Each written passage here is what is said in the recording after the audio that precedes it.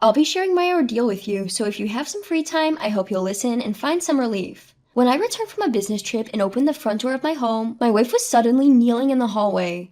"James, I've had an affair. The other man's wife found out." That was what she said. This was the end of January. It caught me completely off guard. My reaction was a dumbfounded response. "Huh?"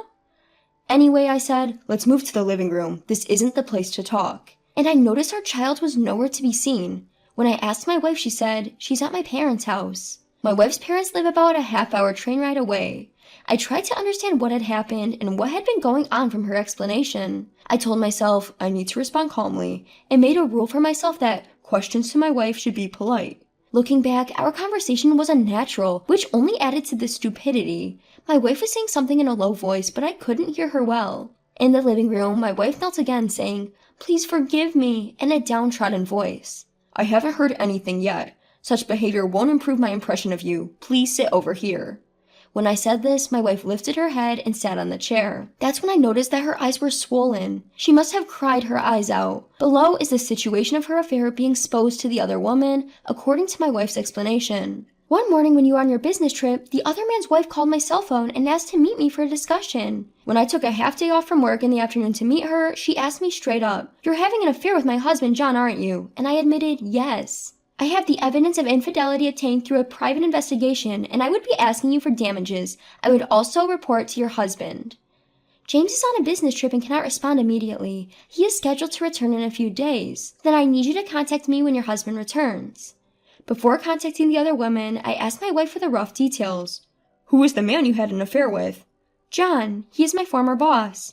Thinking, it's such a cliche, the guy is a textbook adulterer. I checked the New Year's card holder. It was there. "He came to our wedding, didn't he?" "Yes." "When did you start the affair?" "A year ago." "Was it just this past year? Could there have been something before we got married? That's my guess." "There was nothing before we got married." "I'll confirm this with the other woman. She must be questioning it too, and if the testimonies don't match, I'll check again." "I'm sorry, there was a relationship before we got married." I almost fell over. It was like a scene from a comic book. Or rather, this is getting long. I'm sorry for the poor storytelling. My wife gave me the contact information, and I had no choice but to call the other woman. "Is this Mrs. Davis? I apologize for calling so late. This is James. I am Catherine's husband." "This is Davis. Thank you for getting back to me. I'd like to set up a meeting for the four of us. James, would you be available tomorrow?" "I have work, but I can make time in the afternoon." "Great. Let's meet at San Paulo Restaurant at 3. Please pass along the invitation to your wife as well." That was the rough idea, but the actual conversation was more awkward. After I relayed the time and place of the 4-person meeting, the interrogation resumed. At the time of the affair's discovery, here's the deal. I'm 34, working for a manufacturing company. My wife is a 33-year-old civil servant. We have a 5-year-old child and have been married for 7 years, with an average sexual frequency of once a week. My wife kind of looks like a younger Meryl Streep, but not flat-chested. There's also an adult film actress that looks exactly like her, but I don't know her name. She's a different person from my wife because their body features are different. I'm not particularly good-looking. People often tell me, "Your wife is a knockout. You've got yourself a better half that's out of your league," and it's like Beauty and the Beast. Moving on, I kept asking her questions. It's all I could do. "What was the cause of the affair?" I don't know." "Was it something I did?" "I don't think so." "What do you want to do now?" I don't know." "Do you plan to divorce me and marry him?" "I don't want a divorce. I don't want us to break up." "Why not? If you don't love me, there's no point in staying married, right?" "That's not true. I love you." "Then why did you have the affair? Before having an affair, you should divorce me and he should break up with his wife, don't you think?" "I don't want a divorce." "What do you want me to do?" "Do whatever you want." "If I said I want a divorce, would you agree?" "I don't want a divorce. I don't want us to break up." "What about our kid?" "He was at preschool when, during the day?" The more I ask, the more disgusting truths I hear. "Is our child really ours?" "Don't doubt it. Emma is our child." "Please let us have a DNA test. You have done things to be doubted." My wife broke down in tears. Here's what I learned from her. 1, she had an affair before we got married, but it ended when we decided to get married. 2, she rekindled her affair with her former boss when our child started preschool. 3, they use hotels and, incredibly, our own house for their trysts, for which we are still paying our mortgage. Hearing that they did it in our house, my eyes landed on the small wine cellar. "Did you drink some of them?" Yes, I'm sorry. I thought the number of bottles seemed fewer. Damn, I should have remembered how many bottles I had. The conversation lasted about 3 hours. I was wiped out. I just want to take a bath and go to sleep. But after what's happened here, I don't think I can sleep here anymore. Or use the bathroom, obviously. I decided to say, I'm leaving now, and started packing. I'll take some clothes, a suit, toiletries, and a sleeping bag. I guess I should grab my bank book and valuables so I don't drain my savings dry. It's a pity to waste the wine. Let's pour it out before leaving. Now there must be something else to do. That other guy isn't coming back, right? Looking back, it's what you think. This was clearly an act of madness. Somehow I had convinced myself I won't be coming back here. My wife pleads, I'm sorry, please don't leave, but I ignored her. No matter what she says, I am resolute in my silence. I don't remember what else she cried out. I packed my checkbook and valuables in a document case, a change of suit and a garment bag, and loaded them into the car. Holding 2 bottles of wine and some cheese, I got in the car.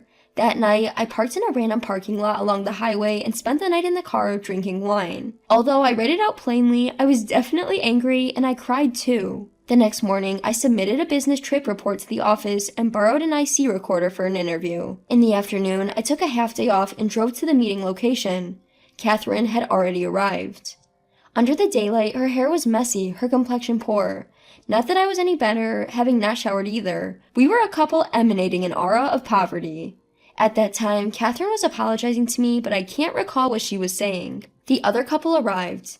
The guy was a tanned, older gentleman trying to look young, but compared to me, he was undoubtedly handsome. His wife had a strong and attractive fox-like face, and judging by their bags, they seemed to be affluent. We took our seats and exchanged formal greetings along the lines of, sorry about my foolish wife, and sorry about my husband. Initially, the 2 responsible for the affair were sent to separate seats at the counter, and I started talking with the other woman. We cross-checked each other's accounts of the situation, confirmed any discrepancies, and discussed how to move forward. We haven't decided yet, but I think it's probably over. We will postpone our divorce until next year.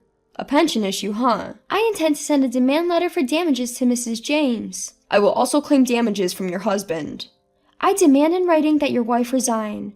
I probably won't have the right to interfere with my wife's job anymore. Please demand as you see fit, Mrs. were among the shared words between the wronged parties. Next, I had a face-to-face meeting with the man, while the other woman and Catherine went to separate seats. The man suddenly prostrated himself. Again, huh? I sighed and told him to lift his head so I could hear his side of the story. After that, we had a 4-way meeting.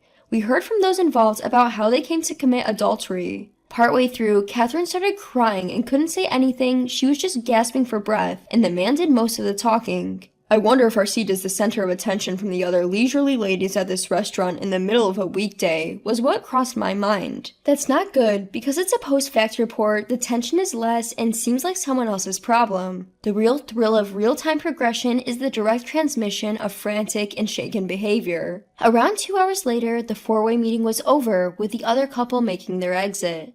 I haven't eaten anything since last night's cheese, I remembered, and ordered a full meal. Catherine, my wife, was still sobbing at my side. You can go home first. Thanks for your time, I said. While slurping up my spaghetti, I forced it down with water and then spoke with my wife. Please come home. I'll head to my folks' place and leave our house empty. That's the place you did it, right? Disgusting, I said, and just then, my stomach churned and I vomited. I tried to cover my mouth, but I couldn't make it in time, and vomit splashed onto the table like a fountain. My sincerest apologies to the customers and staff around me. Catherine let out a silly little eek and started crying again. I rushed out of the restaurant after a quick apology to the staff, not even waiting for my change at the cashier's desk. I'm really sorry for causing such a scene. I put Catherine in the car and headed home. She kept crying, retching, and saying, I'm sorry, it's my fault. Our conversation in the car went something like this, as far as I remember through the exhaustion and shock. Before we got married and over this past year, you've had your way with me, so for this last part, let me have my way. What do you mean by the last part? I don't want this to end. Why won't you let me have my way? I don't want a divorce. Apart from that, you can do whatever you want. Do you want me to keep vomiting my guts out for the rest of my life? I'm sorry, please forgive me. I can't keep this up. This was followed by a ceaseless back and forth that felt like a replay of the previous night. I dropped Catherine off in front of our house saying, please go inside, I'll leave. That same day, I visited the cleaning services and a lawyer's office requesting a claim for compensation. I did record our four-way conversation, but there was no need to use it. That week, I spent some time at health spas and occasionally stayed at my office.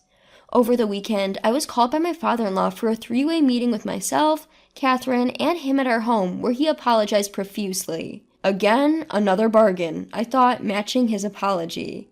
When I told him I was considering a divorce, Catherine burst into tears again. My father-in-law had to take her home, and I was left alone to pack up my things. After that, I started looking for a new apartment, visiting real estate agencies. On the same day, I received a call from my parents who had been contacted by my father-in-law. It took me an hour to explain the situation. My father was calm, but my mother was furious, and it was exhausting trying to calm her down. The following week, I collapsed at work. I was taken to a nearby hospital where I received an IV drip and spent the day in the hospital. According to my coworker, I fainted all of a sudden. They thought it was a comedy sketch. Somehow, the news reached Catherine's family and she came to the hospital. And then she started crying again. I was really annoyed and said, "You shouldn't have come." Well, I felt like I was just talking normally, but in reality, I was yelling. My apologies to the nurses and patients. I was emotionally unstable. Sorry about that. My superiors at work found out about my car camping and vagrant status, so I moved to the company dormitory for the time being. Events happened following the revelation. Managed to get a signed agreement and compensation from John. Sent him the receipt. Even though I set the claim high, expecting him to refuse, I was surprised when he accepted without hesitation. A few days later, my father-in-law reported the following to me. Considering the current situation where I hold Catherine's savings books, will cover Catherine's compensation payments at her parents' house for the time being. The amount was lower than what I had. I burned and handed over the images and videos of Catherine and the kids that were left on the HD. I edited and cut out scenes where I appeared. Looking back, I don't understand why I was doing such a meticulous job. Every weekend, I had meetings with Catherine. There were times when her friends were present too. There were also times when Catherine brought the kid and I just played with her. At first, Catherine only cried and then stayed silent. Even so, I finally got her to say, "If you want a divorce." Currently, we're in divorce negotiations. The proposed items for the divorce agreement are as follows. Catherine will retain custody of the kids. I will pay $300 a month for child support. Compensation and property division will offset each other, and Catherine's parents will buy our house. I realize Catherine's parents are rich. The property disposal is taking quite some time. I didn't go after the custody. Despite my big talk, I still haven't gotten a DNA test done. My feelings towards the child are, to be honest, a dilemma. I understand they're a different individual, but they are a part of Catherine. It's a hard conflict to describe. I plan to pay child support but not see them again. I'm thinking about making a lump sum payment to sever ties. I feel sorry that I seem cold compared to other cheated husbands. As for the follow-up, whether it's a promotion or demotion, I don't know, but John was transferred. Since it was sudden, this issue was probably the cause. This information came from Davis. Catherine hasn't quit her job and is commuting from her parents' house. Nobody's living in our 1.5-year-old house at the moment, and it's under appraisal, which is a drop in the bucket. I moved into an apartment. After moving, I sold my car. Tired yet? It's not over, just a bit more.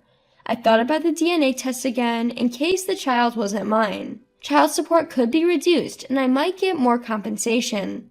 Above all, I might be able to put my feelings to rest. I've been busy for 2.5 months, but when I look back, I didn't do anything significant. Once the asset appraisal of our house is done, I'll probably be officially divorced.